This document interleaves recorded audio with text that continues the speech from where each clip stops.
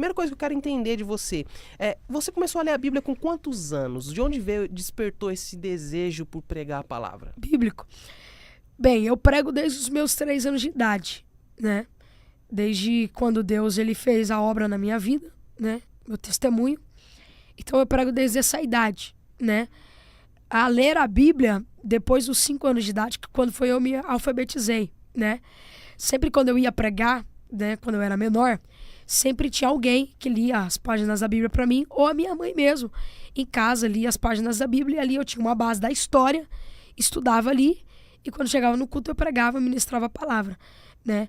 Agora ler mesmo foi depois dos 5 anos de idade que eu tive a minha alfabetização. Você lembra da sua primeira mensagem?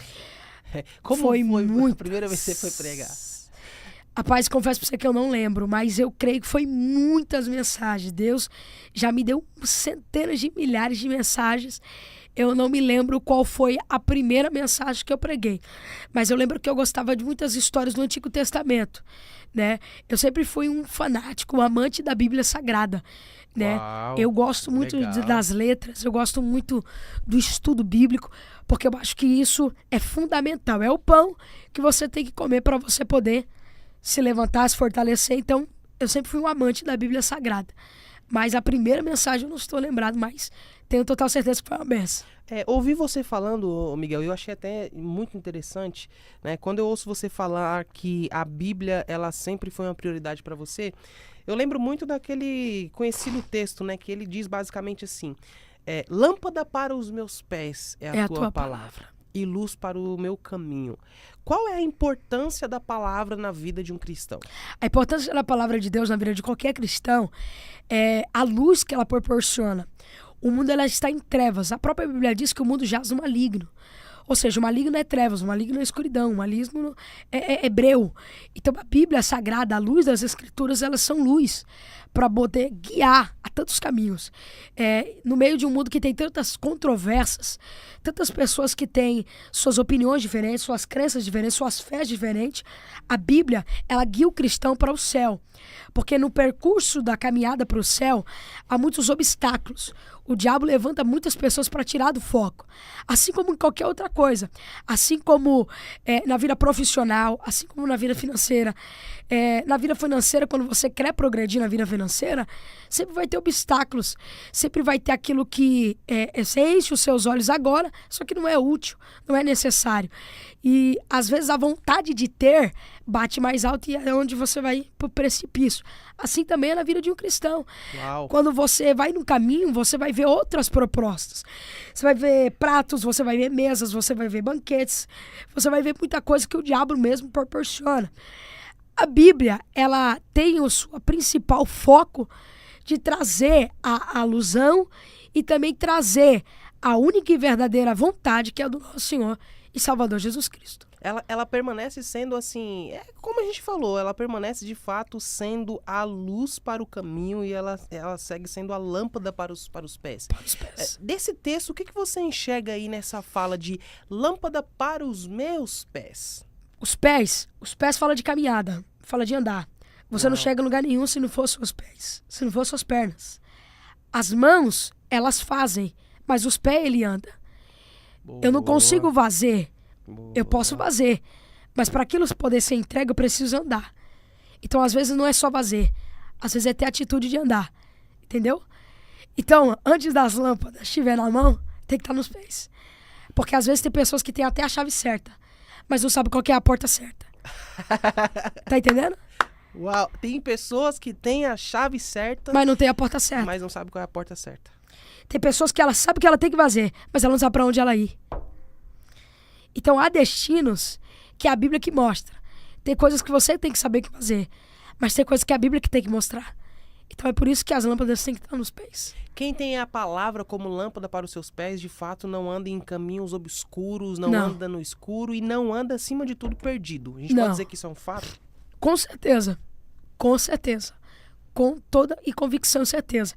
A Bíblia ela é o único manual de fé e prática de todo cristão. Então quem anda nela não se perde, né?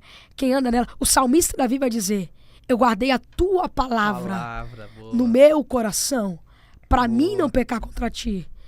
Então a palavra, quando ela tá aqui dentro, ela não só fica aqui dentro, ela vai pro lado de fora. Ilumina o pé, ilumina as mãos.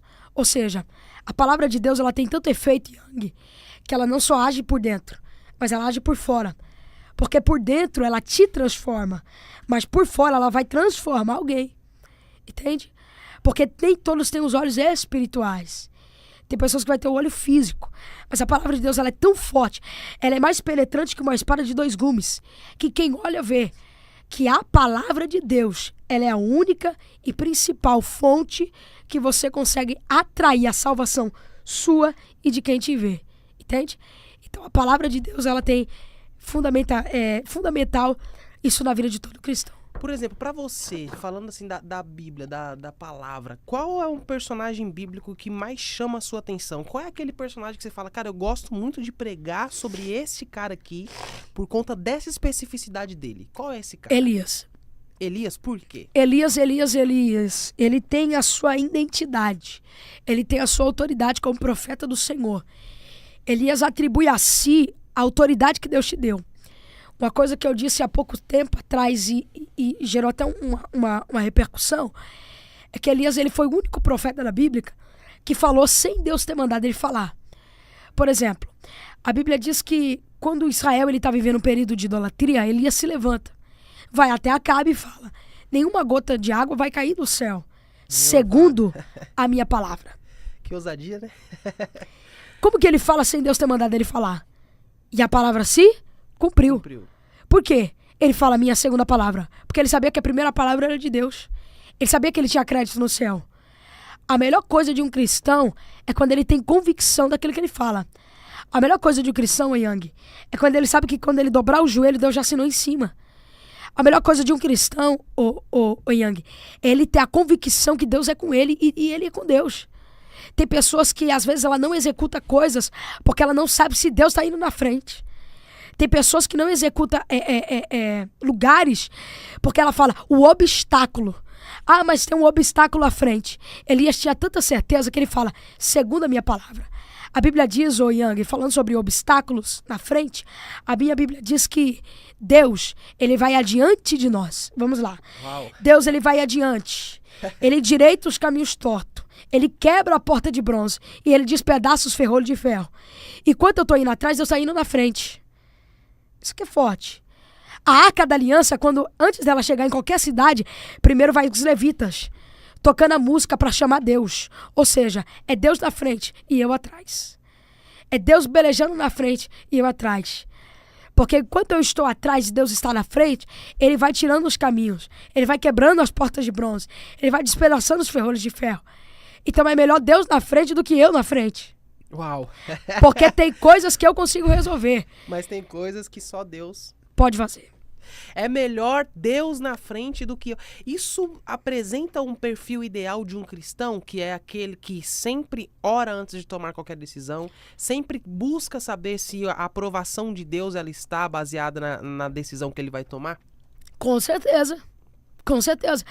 O cristão, ele deve ter em mente, ele deve ter em sua total sabedoria bíblica, que sem oração, sem jejum, sem intimidade com Deus, muitas coisas ele não vai conseguir fazer. Porque tem coisas que partem por ordem física. Tem coisas que vai partir por ordem espiritual. Tem coisas, Yang, que a minha mão não consegue alcançar, mas a mão de Deus consegue alcançar. Às vezes a mão do homem para na UTI. Às vezes a mão do homem para na entrevista de emprego. Às vezes a mão do homem... Posso entregar? Eu tô pegando, vai. Às vezes a mão do homem para numa sala de cirurgia. Aí que entra a mão de Deus. A mão de Deus entra... Um homem sabe disso. Que a mão de Deus entra aonde a do homem não alcança. A mão de Deus vai aonde a do homem não pode ir. Porque tem lugares, Yang, que eu não consigo entrar. Mas tem lugares que Deus entra, faz a obra e ainda abre a porta para mim entrar. Você tá entendendo? Às vezes a mão do homem pode ter parado na UTI. É aí onde entra a mão de Deus. Milagre, Yang, é de última hora. Milagre Milagre eu quero pegar essa é aqui. de última hora. Deixa eu mastigar essa aqui. Milagre é de última hora. De última hora. Por quê? Milagre é aquilo que não é físico. É aquilo que tem que ser Deus. Ou é Deus, ou não tem mais jeito. Ou é Deus, ou não tem como. Ou é Deus, ou esquece.